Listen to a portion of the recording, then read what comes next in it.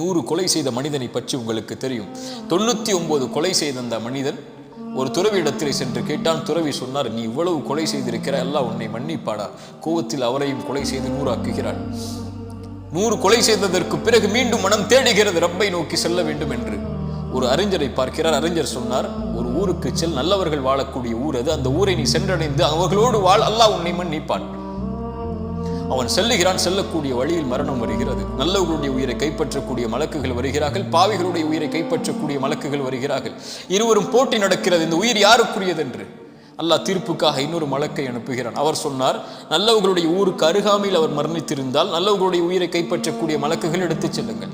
பாவிகளுடைய ஊருக்கு அருகாமையில் இருந்தால் பாவிகளுடைய உயிரை கைப்பற்றக்கூடிய மலக்குகள் எடுத்துச் செல்லுங்கள். அளந்து பார்க்கிறார்கள்.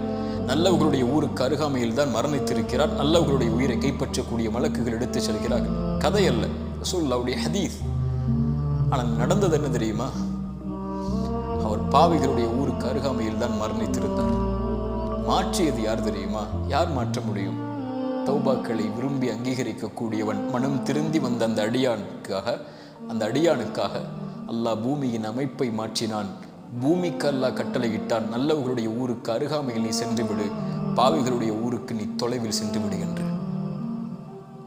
100 கொலை செய்து மனம் திருந்தி வந்த அடியானை அல்லாஹ் மன்னிக்கும் போது நம்மை மன்னிக்க மாட்டானா? ஆனால் மனம் திருந்தி அல்லாஹ்வுடைய பார்வையில் அந்த பாவத்தை செய்து விட்டேன் என்று மனம் திருந்தி அந்த ரப்பை நோக்கி வரும்போது,